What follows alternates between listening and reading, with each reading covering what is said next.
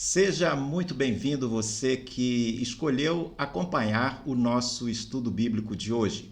Seguimos com a série sobre a pessoa do Espírito Santo.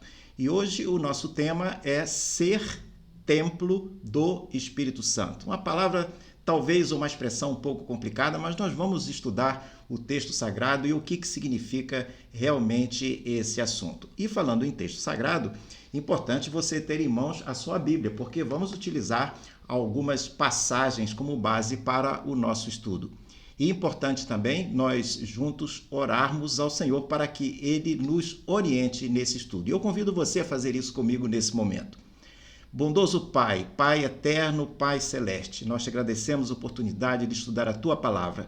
Queremos te pedir que Tu nos orientes neste momento, no estudo daquilo que temos planejado para essa oportunidade. Abençoa cada pessoa que nos acompanha. Em nome de Jesus. Amém. Muito bem, vamos então abrir a nossa Bíblia e estudar e ler a passagem que nós reservamos para o nosso estudo de hoje. E se encontra na primeira carta do apóstolo Paulo a Coríntios. Então, 1 Coríntios, vamos ler o capítulo 3, vamos ler 3 versos iniciais, depois nós pulamos mais 2 e no final, no capítulo 6, mais um verso. Então vamos lá, começando 1 Coríntios, capítulo 3, versos 1, 2 e 3. Diz o seguinte: Eu, porém, irmãos, não pude falar a vocês como a pessoas espirituais, e sim como a pessoas carnais, como a crianças em Cristo. Eu lhes dei leite para beber, não pude alimentá-los com comida sólida, porque vocês ainda não podiam suportar. Nem ainda agora podem, porque vocês ainda são carnais. Porque se há ciúmes e brigas entre vocês, será que isso não mostra que são carnais e andam segundo os padrões humanos? Então, esses são os 3 primeiros versos. Agora nós vamos ao verso 16 e 17, dentro do mesmo capítulo. Diz o seguinte: Vocês não sabem que são santuário de Deus e que o Espírito de Deus habita em vocês? Se alguém destruir o santuário de Deus, Deus o destruirá, porque o santuário de Deus, que são vocês, é sagrado. E lá no capítulo 6 da carta também, a primeira carta aos Coríntios, nós lemos no capítulo 6, no verso 19, diz o seguinte: Será que vocês não sabem que o corpo de vocês é santuário do Espírito Santo, que está em vocês e que vocês receberam de Deus e que vocês não pertencem a vocês mesmos? Vamos entender essa passagem e começamos lembrando que a cidade de Corinto era uma cidade que ficava na Grécia, que fica até hoje na Grécia, faz parte da Grécia, era uma grande metrópole internacional.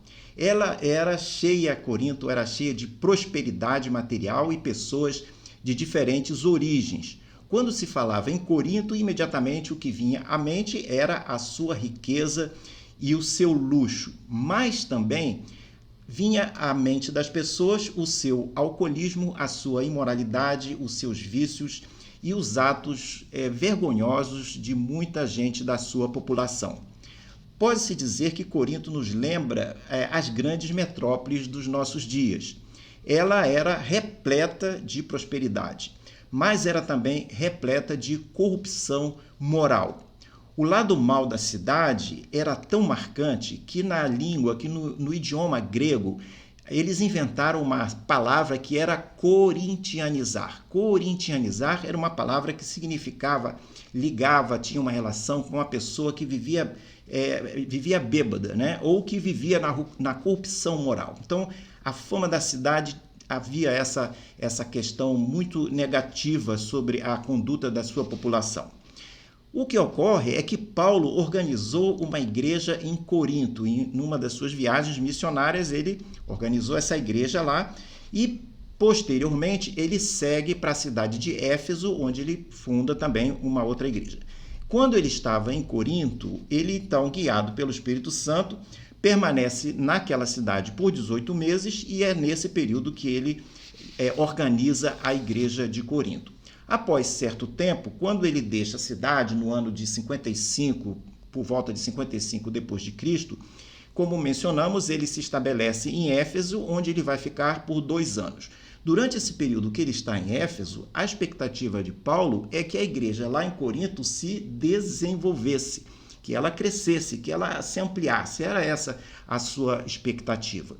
O que ocorre é que quando ele está lá na cidade de Éfeso, ele recebe um relatório preocupante de práticas erradas que estavam ocorrendo lá na igreja de Corinto. Paulo, então, decide escrever cartas àquela igreja abordando essas questões de conduta e essa questão da fé e a maneira como eles estavam procedendo. As cartas, foram mais de uma, as cartas abordam como aqueles crentes deveriam proceder para mudar a sua conduta e resolver aquelas questões que estavam ocorrendo lá. Eram práticas erradas que estavam assolando aquela igreja. E aí Paulo, no seu texto, como nós lemos rapidamente, ele vai defender que as causas de muitos dos problemas que estavam ocorrendo lá em Corinto era o fato dos crentes não serem guiados pelo Espírito Santo. Então, não ser guiado pelo Espírito Santo era uma das causas que ele aponta como fonte dos problemas que aqueles crentes estavam vivendo. No livro, então, da Palavra de Deus que nós lemos, em 1 Coríntios, no capítulo 3, Paulo vai argumentar que ser guiado pelo Espírito Santo era necessário, para que isso acontecesse, era necessário que a pessoa tivesse a sua vida aberta para que o Espírito Santo usasse a própria pessoa como o seu templo, como o templo do Espírito Santo. Então, era uma decisão que o crente tinha que decidir, deixar que o Espírito Santo tomasse conta da sua vida. Esse texto ele é relevante porque, para esse nosso estudo do Espírito Santo, porque é o Espírito Santo quem nos ajuda a alcançarmos vitória na vida cristã. Sem ele, não tem vitória. É como aquela história do carro que não tem gasolina. Então, o carro pode ser muito bonito, né, novinho em folha, mas ele não vai a lugar nenhum se ele não tiver gasolina, se ele não tiver combustível, melhor dizendo. Então, a vida cristã é assim.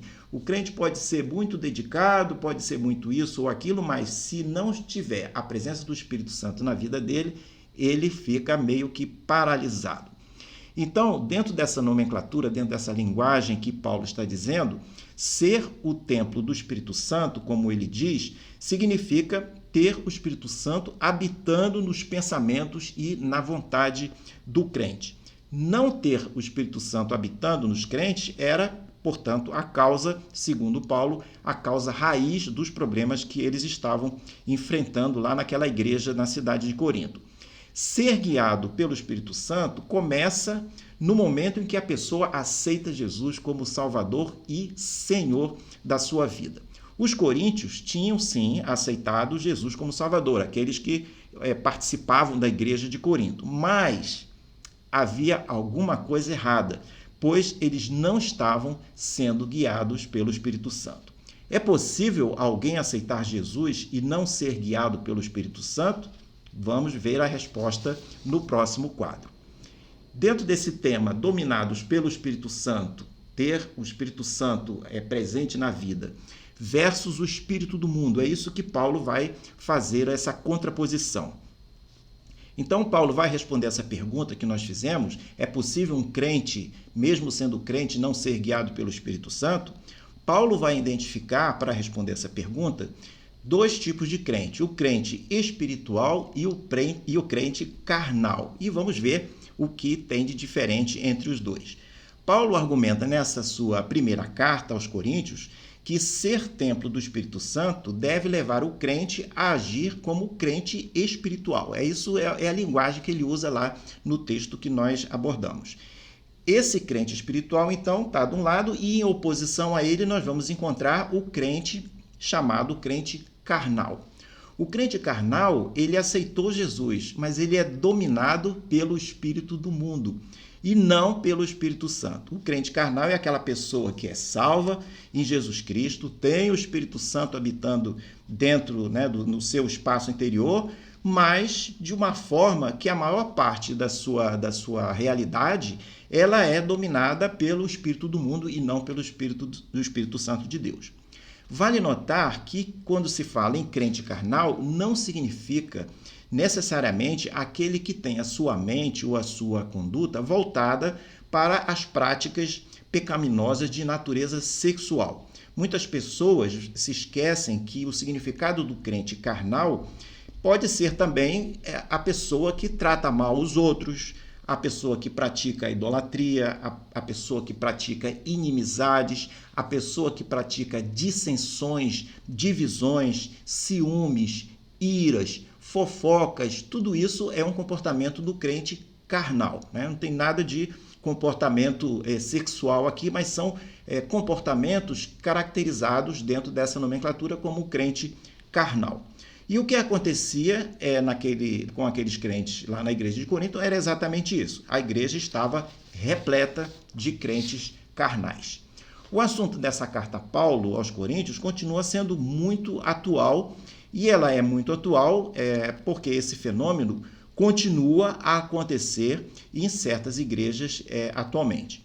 O ideal é que todo crente seja um crente espiritual, pois cada crente deve ser morada do Espírito Santo, não é verdade? Como nós aprendemos aqui no texto.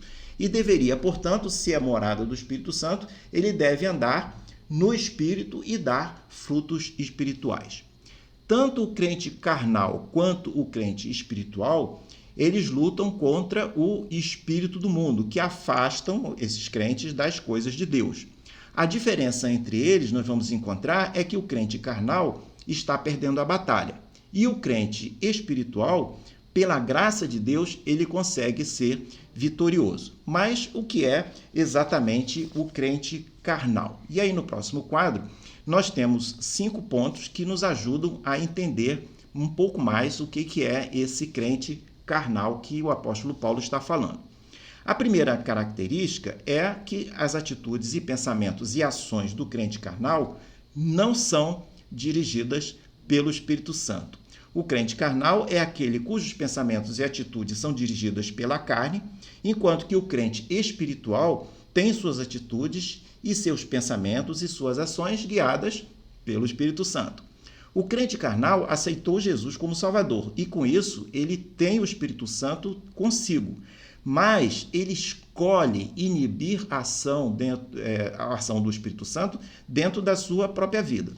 Para saber se um crente é carnal ou espiritual, como é que a gente faz?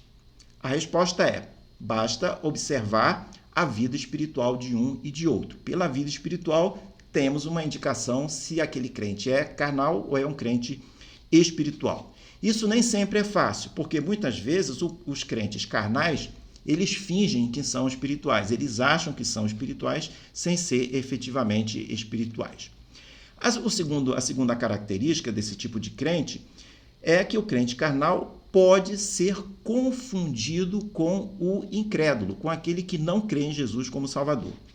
Por conta do crente carnal viver como um incrédulo, ele tem um comportamento muito parecido, algumas vezes será muito difícil distinguir um do outro. O incrédulo também pensa e anda segundo a carne, e o crente carnal também pensa segundo a carne. Por isso que eles têm um comportamento parecido e às vezes é difícil identificar um em relação ao outro. Na aparência, ambos podem parecer iguais. Nesses casos, a diferença entre os dois será que o crente carnal, pelo fato dele ser crente, apesar de ser carnal, ele é crente, ele aceitou Jesus como Salvador, a consequência disso é que ele vai para o céu. Enquanto que o incrédulo, que não aceitou Jesus como Salvador, a consequência disso é não ir para o céu. Outra característica que nós devemos observar é que os crentes carnais são chamados de bebês espirituais. Essa é uma expressão também usada pelo apóstolo Paulo. Os bebês são pequenos e imaturos, como nós conhecemos muito bem. Eles necessitam crescer. Eles são fracos, eles são vulneráveis, eles alimentam só de leite ou de papinhas, não é? São completamente dependentes, estão sempre recebendo alguma coisa, estão sempre ganhando alguma coisa, sempre demandando algo dos outros. Bebês, eles não dão nada voluntariamente. Você pode dizer assim, não, eles dão alegria, sim, mas Nós é que sentimos a alegria, nós captamos a alegria quando temos uma criança saudável brincando conosco e nós estamos perto, isso é uma realidade. Mas os bebês, por si só, eles não têm iniciativa, eles não gostam, não querem, não entendem de dar nada voluntariamente. Ao contrário, eles só querem para si, eles só tomam e só recebem. À medida que crescem, porém, vão amadurecendo um pouquinho, os bebês passam, as crianças pequenas passam a se tornar mais independentes e passam a ser dadivosas. As crianças passam a ser dadivosas, passam a aprender a dividir as suas coisas. Um bebê que não se desenvolve e não cresce, o que acontece? Tem alguma coisa errada e precisa ir visitar um médico para ver o que está acontecendo, que aquela criança não cresce. Novos crentes, isso é um ponto também que a gente pode observar como item 4 aqui da nossa caracterização do crente carnal, novos crentes também são chamados de bebês espirituais. Não há nenhum problema em ser bebê, né? Porque bebê faz parte da vida e no caso da vida espiritual também não tem nenhum problema. Então, o bebê espiritual é aquele recém-convertido. Isso, então, não tem nenhum problema de ser bebê, tanto do lado espiritual quanto do lado físico. O problema é quando o bebê não cresce. Se o bebê não cresce, nós temos uma anomalia. E se o crente espiritual não cresce, também temos uma anomalia. É contra esse tipo de comportamento que Paulo vai exortar os crentes de Coríntios e os crentes de hoje também em sua carta, na sua argumentação. Ele comenta que há crentes que nunca crescem e continuam a se alimentar apenas de leite e infantil, né? O leite de crianças, né? Ele tem um comportamento infantil, aqueles crentes, do ponto de vista espiritual, ao invés de comerem alimentos sólidos. Os crentes carnais, eles desdenham a doutrina e só ficam na superfície, eles só ficam na casca, eles não estão interessados em se aprofundar e entender mais da palavra de Deus. Eles não querem nenhuma dieta que represente o estudo sistemático da palavra de Deus, por exemplo. Então, quando Paulo fala que o crente precisa de alimento sólido, ele está se referindo ao estudo da palavra, a se aprofundar nas questões de Deus e não apenas ficar na casca tomando leitinho ou comendo papinha espiritual, né? Esse é o argumento, essa é a figura de linguagem que ele utiliza. O quinto ponto dessa caracterização é que os crentes carnais não se chamam eles mesmos de carnais. Você não encontra um crente dizendo, eu sou um crente carnal, né?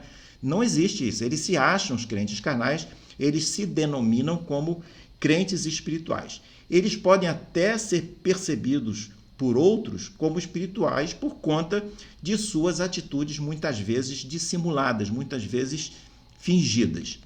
Por exemplo, eles ficam se achando, muitas vezes, que os seus pecados são menores do que os outros. E, consequentemente, eles se acham no direito de julgar os outros. Aquele ali tem um pecado muito pior do que o meu. Essa comparação não tem nada de espiritual, pelo contrário, é uma comparação 100% carnal. Ficar se comparando em termos de desempenho espiritual entre uma pessoa e outra, dizendo que eu tenho mais pecados, menos pecados, ele é pior do que eu, isso é uma comparação absolutamente carnal. Então, ficar se achando espiritual é uma atitude carnal. E aí, nós vamos seguindo no próximo quadro, avançando um pouco mais nesse tema, vendo o corpo do crente como santuário do Espírito Santo, que é a expressão que Paulo nos apresenta, e nós vamos tentar entender o que isso significa. Lá no texto que nós lemos, de 1 Coríntios, capítulo 3, no verso 16 e 17, e aquele outro pulo que nós fizemos no capítulo 6, lá no verso 19, nós vemos esses textos que eles se aplicam tanto à ideia, tanto ao conceito da igreja ser morada de Deus, ser santuário de Deus, ser a habitação de Deus, como também o corpo dos crentes serem essa moradia. E aí nós aprendemos que Deus habita na igreja, mas vale nós prestarmos atenção que a palavra de Deus não está dizendo que Deus habita no prédio da igreja, né? na construção da igreja.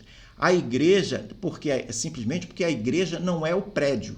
A igreja ela é formada pelos membros, pelas pessoas, pelos crentes que se congregam e formam uma igreja. Então, a igreja não é sinônimo da igreja realmente. Muitas vezes, por força da nossa linguagem, nós dizemos, nós vamos lá na igreja. Então, se referindo ao templo. Mas a igreja, no seu significado, não é o templo. A igreja é o agregado, é o conjunto dos crentes que formam a igreja. Tanto é que no início do cristianismo existia a igreja e não existia templo. Não havia templo no início do cristianismo. Os crentes se congregavam, se reuniam nas casas das pessoas. Os templos apareceram depois, muito tempo depois. O que a Bíblia ensina, então, é que o Espírito Santo de Deus habita nos crentes. E esses crentes, então, congregam, se juntam e formam uma igreja. Com isso, podemos dizer que o Espírito Santo, habitando em cada crente, acaba habitando na igreja formada por esses crentes. Então, essa é a maneira de nós entendermos essa linguagem. O corpo onde o Espírito de Deus habita, ele é um lugar sagrado, segundo o texto que nós lemos aqui. Este lugar, o corpo de cada crente, deve permanecer sagrado. Sagrado aqui na linguagem bíblica quer dizer separado, né? Dedicado. Então tem uma vida separada, uma vida dedicada, uma vida que coloca as coisas de Deus na sua prioridade. Então isso é o conceito de santo, não é o conceito daquele que não tem pecado, é o conceito de separado, é o conceito de dedicado às coisas de Deus, voltado para as coisas de Deus. Quando o crente anda segundo o espírito do mundo, o lugar onde o Espírito Santo habita fica comprometido e, segundo a linguagem bíblica, fica destruído. Destruído em que sentido? Não é que a pessoa morre, mas aquela função que ela tem, né, uma vez crente, ou teria, de ser o templo, de ser a moradia do Espírito Santo, fica destruída, porque ela inibe a ação do Espírito Santo na vida dela. Então, as consequências para tal tentativa de destruição, a Bíblia diz que são severas, porque estamos mexendo com o santuário de Deus. Lá em 1 Coríntios, no capítulo 3, mas no verso 17, nós lemos, se alguém destruir o santuário de Deus, Deus o destruirá, porque o santuário de Deus, que são vocês, é sagrado. Então, está se dirigindo aos crentes, né, e alertando para essa questão. É possível destruir um santuário onde o Espírito Santo de Deus habita? Como que isso pode acontecer? No próximo quadro, nós veremos 4 formas de comprometermos ou destruirmos esse santuário que nós estamos falando. Então, o primeiro, se o crente fizer coisas pelas quais Paulo os repreende nessa primeira carta de Coríntios. Então, ali tem uma lista de coisas repreensíveis que, uma vez sendo executadas, elas contribuem para fazer com que o corpo, né, que é a sede, que deveria ser a sede, o templo, a moradia, o santuário do Espírito Santo, aquele santuário fica comprometido, né? Então, pode-se destruir o templo no sentido coletivo da igreja, porque a igreja é formada pelos crentes, através, por exemplo, de dissensões, através de divisões, através de grupos, através de facções. Pode-se também destruir o templo no sentido pessoal, quando o crente abandona o evangelho e procura outras doutrinas, outras sabedorias em outros lugares. Alguém pode também comprometer ou mesmo destruir a função, né, da pessoa como o templo do Espírito Santo através de práticas imorais, como ocorria lá na igreja de Corinto. Lá nós lemos, não lemos aqui, mas se você lemos de uma maneira genérica, se você puder depois ler a carta toda, nós vamos encontrar um crente, por exemplo, que dormia com a sua madrasta, e isso era repreendido, reprovado até pelas pessoas que não eram crentes da igreja, porque aquilo era contrário até ao mínimo, os critérios mínimos de bons costumes da época. O templo de Deus, no sentido coletivo, ele também pode ser comprometido ou destruído se um crente mais forte espiritualmente, leva um crente mais fraco a pecar ou até a abandonar o evangelho, até sair da igreja. Então, você, como crente experiente, se você serve de pedra de tropeço para aquele crente mais fraco, pode ser que isso seja uma maneira de destruir, né, fazer com que o Espírito Santo acabe não tendo primazia, não tendo espaço dentro da vida daquele crente ou dentro da sua própria vida também, se aquilo for alguma coisa repetida. Pode-se também destruir o templo, tanto coletiva como individualmente, quando se adota ensinos falsos como sendo ensinos verdadeiros. Muito bem, a segunda forma do templo ou santuário do Espírito Santo ser comprometido é quando uma pessoa pode, de alguma maneira, pelas suas atitudes, não cuida desse templo de Deus. Você pode imaginar, por exemplo, um prédio que está sendo construído, onde tem partes inteiras que estejam faltando. Imagine um prédio, por exemplo, que as suas instalações hidráulicas não foram construídas. Um prédio sem água, sem esgoto, sem nada, então o prédio é completamente defeituoso, né? Então é inimaginável um prédio que não tem instalações hidráulicas. Pode ser um templo construído, mas que já tenha sido construído, mas por falta de atenção, falta de manutenção, ele está repleto de áreas abandonadas, de áreas degradadas, e a gente pode aplicar isso no sentido físico, mas também no sentido das organizações da igreja, das atividades da igreja. Uma igreja, por exemplo, cheia de projetos e de iniciativas que fica paralisada por falta de empenho dos crentes, por falta de voluntários que se dediquem, que estejam interessados em tocar adiante, em seguir adiante com aqueles projetos. Falta de cuidado dos crentes na forma de participar das coisas da igreja. Lá no livro de Efésios, no capítulo 4, no verso 15, nós vemos uma comparação muito interessante, muito poderosa, quando Paulo compara a igreja como um corpo humano. A igreja é um corpo que tem os seus membros. Isso é uma comparação muito simples, mas, como eu mencionei, bastante forte, bastante poderosa. E aí, no ponto 3, outra forma de nós entendermos como é possível destruir o santuário onde o Espírito Santo mora, a vida da pessoa, a própria pessoa, é se um membro do corpo parar de funcionar ou funcionar mal, né? Então, isso é uma forma de destruição ou de comprometimento. Se você participa de uma igreja, você já pensou que você é um membro, né, que funciona ou que deveria funcionar como parte da igreja? Será que você está funcionando? Se você se mantém inoperante como membro desse corpo, você poderá estar contribuindo para destruir o santuário de Deus.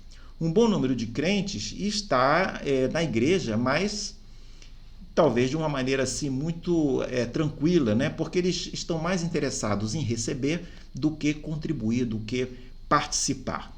E se não recebem aquilo que imaginam, aquilo que acham que tem direito, né, por qualquer motivo que eles estabeleçam, eles ficam reclamando. E às vezes até saem da igreja e vão para uma outra igreja. Aqui é muito ruim, eu vou para uma outra igreja que eu acho que deve ser melhor. Há igrejas, então, que estão com seus bancos repletos de pessoas que ficam esperando que seus desejos e suas expectativas sejam atendidas. E aí vem a pergunta: por que em certas igrejas, alguns membros se envolvem muito, né? Se participam, estão animados, estão engajados. Uma outra parte se envolve muito pouco e outros tantos não contribuem com nada, não se envolvem com nada. Só vão lá assistindo, reclamam e vão e voltam e não fica por isso mesmo. Então, essa é uma pergunta que fica. E como resposta a isso, nós podemos identificar que muitos se consideram parte da igreja, mas têm essa dificuldade de entender o conceito do corpo. Então, o corpo tem vários membros no corpo e é indispensável que todos os membros funcionem de uma maneira harmônica e participem da saúde do corpo. O quarto ponto aqui que nós listamos, a desunião dos crentes e as divisões, elas são destrutivas para a igreja local. As divisões dentro da igreja são atos que contribuem para o seu comprometimento, como para o comprometimento da igreja, para o comprometimento do corpo como santuário do Espírito Santo, porque isso leva à separação, leva à divisão. Quando os crentes entram em dissensões, se opondo uns aos outros, brigando sistematicamente nas assembleias da igreja, causando desunião, causando dissensão, causando críticas, isso é uma forma de contribuir para que a igreja fique comprometida. No próximo quadro, nós temos 2 destaques quanto a essa questão do crente ser templo do Espírito Santo. E aí vale um ponto importante nós observarmos, e em outros estudos nós voltaremos a essa questão, vale nós observarmos que os batistas eles entendem que o Espírito Santo passa a habitar no crente no ato da conversão. Diferente de outras doutrinas que dizem que a conversão é um momento e a habitação do Espírito Santo é outra, os batistas acreditam que no ato da conversão o Espírito Santo passa a habitar na pessoa. É a partir desse fato que muitas realizações espirituais fluem na vida desse crente.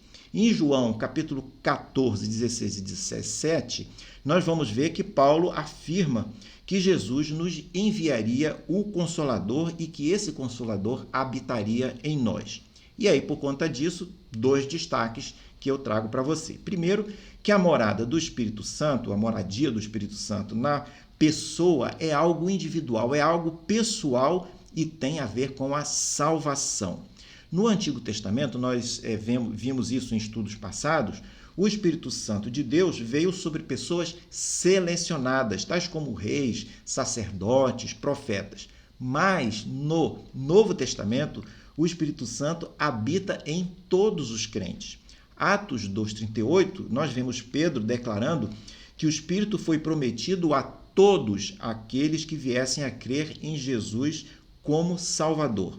Essa questão de ser ou não ser morada do Espírito Santo, ela é crucial, porque não ter o Espírito Santo significa que a pessoa não tem salvação. Então, a presença do Espírito Santo na vida da pessoa, quando ela aceita Jesus como Salvador, é como um selo de autenticação de que a pessoa tem a salvação. Romanos 8:9, nós encontramos uma passagem que nos diz o seguinte: vocês, porém, não estão na carne, mas no Espírito, se ele, de fato, o Espírito de Deus, habita em vós. E se alguém não tem o Espírito de Cristo, esse não é dele. Então, claramente aqui mostrando que a presença do Espírito Santo é um selo, é uma autenticação de que a pessoa tem a salvação com ela. O segundo ponto para nós observarmos aqui é que a moradia do Espírito Santo no Novo Testamento, ela é eterna. Ela não é temporária. João 14,16 nos diz que a presença do Espírito Santo vem com a conversão e ela é para sempre. Isso significa que o Espírito Santo nunca vai deixar o crente. Uma vez salvo, o crente não perde a sua salvação.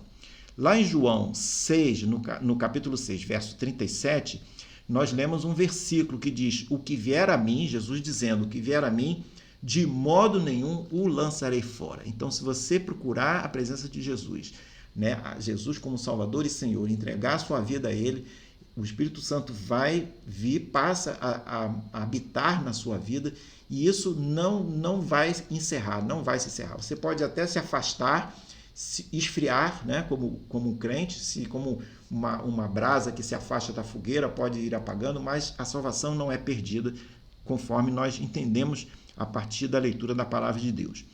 Permanecer para sempre com as pessoas foi uma mudança significativa da ação do Espírito Santo no Novo Testamento em relação ao Antigo Testamento. Nós vimos no Antigo Testamento que a presença do Espírito do Senhor na vida, além de ser presente em apenas certas pessoas, essa presença era temporária. Aqui no Novo Testamento, essa presença deixa de ser temporária para ser permanente. Então, ser o templo do Espírito Santo permite o crente permanecer com o Espírito Santo junto dele e permite ser abençoado, uma vez que o Espírito Santo garante a salvação, é alguém que consola, é alguém que instrui, é alguém que capacita e é alguém que nos leva a sermos vitoriosos em nossa vida.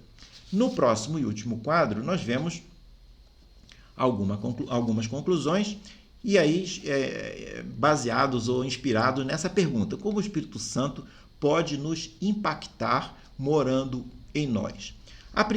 O primeiro ponto aqui da nossa conclusão é que a morada do Espírito Santo no crente nos lembra do grande amor de Deus por nós. Um dos grandes indicadores de haver amor entre duas pessoas é quando elas decidem morar juntas e formar uma família, não é verdade? Da mesma forma, nós podemos identificar aqui Deus nos amando tanto que decidiu que a sua moradia, estabelecer uma moradia junto conosco na nossa própria vida. Então ele envia o seu Espírito Santo para habitar no crente, naquele que aceita Jesus como Salvador. O segundo ponto da nossa conclusão é que essa morada do Espírito Santo no crente nos lembra de sermos bons anfitriões.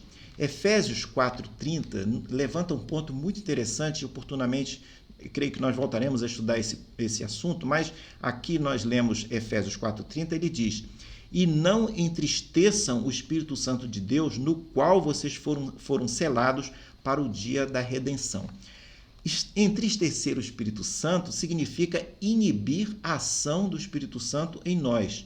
É como se o Espírito Santo morasse em nossa casa, nós convidamos o Espírito Santo para morar conosco, mas nós dissemos: olha, o negócio é o seguinte, você vai morar aqui comigo, mas você vai ocupar aquele quartinho lá dos fundos, bem pequenininho, tem um banheirinho lá, você fica lá dentro, não sai de lá, não. Você não pode andar nos quartos, não pode ir na cozinha, não pode ir na sala, você fica confinado ali, viu, Espírito Santo? Você não vai participar das atividades da nossa família aqui, você está confinado. Então, isso é entristecer o Espírito Santo, né, entra na vida do crente, mas o crente inibe a presença do Espírito Santo porque ele resolve, como Paulo falou, seguir o espírito do mundo, né? Então ele acaba inibindo a ação do Espírito Santo na vida dele.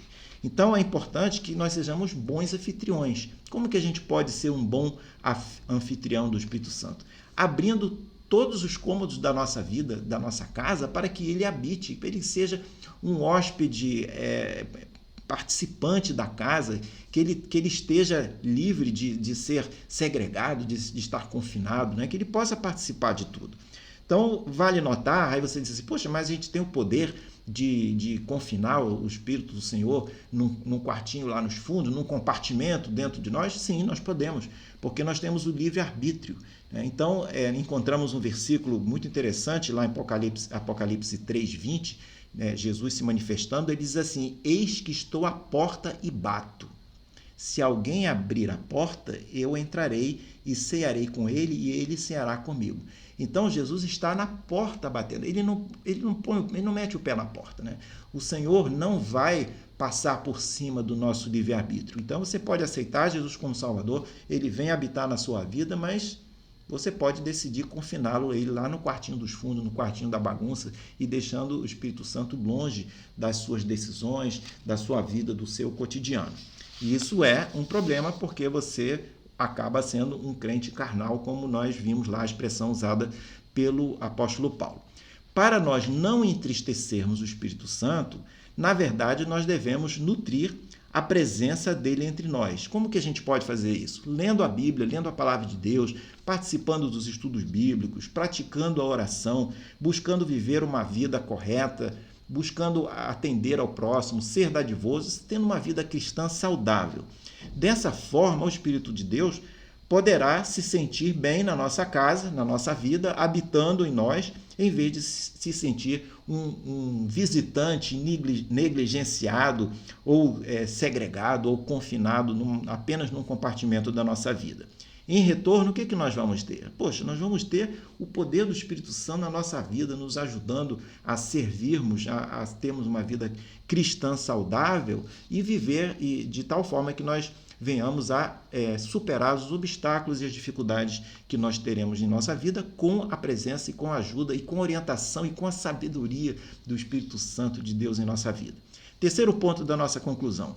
A morada do Espírito Santo no crente nos lembra da nossa eterna segurança. Falamos aqui há pouco sobre esse assunto. Se o Espírito Santo habita em nós para sempre e nos selou até o dia da nossa redenção, isso significa que os verdadeiros crentes nunca perderão a sua salvação. Deus nunca nos deixará órfãos, nunca nos deixará para trás. Seremos sempre parte da família de Deus e ele sempre habitará em nós, habitará para sempre. Quarta e último ponto dessa conclusão: para sermos vitoriosos, precisamos ter o Espírito Santo conosco. Somos crentes, cidadãos do reino, vivemos no reino do mundo, mas somos cidadãos do reino de Deus. E um dos maiores desafios da vida cristã é exatamente viver essa ambiguidade. Como viver no mundo sem ser do mundo? Como ser cidadão do reino de Deus e viver os valores desse reino estando cercado pelos valores do mundo? Não há como sermos vitoriosos nessa luta se nós estivermos sozinhos. O que aprendemos na Bíblia é que a vitória só será possível se deixarmos o Espírito Santo de Deus habitar dentro de nós. Isso significa deixar que ele ocupe cada vez mais a nossa vontade e as nossas decisões. E isso é algo dinâmico, que vai durar e vai acontecer ao longo de toda a nossa vida. E aí deixo a pergunta para você. Você tem o Espírito Santo habitando em sua vida? Tem o Espírito Santo habitando com você? Só assim, com a presença do Espírito Santo, é que poderemos ser mais do que vencedores. Ficamos hoje por aqui, espero que você tenha gostado desse estudo. Se gostou, fale dele para os seus amigos, compartilhe o link desse estudo que nós tivemos. No próximo quadro, você terá a oportunidade de ver os próximos assuntos que nós trataremos nessa série sobre a pessoa do Espírito Santo. Termino aqui deixando um grande abraço para você e até a próxima oportunidade.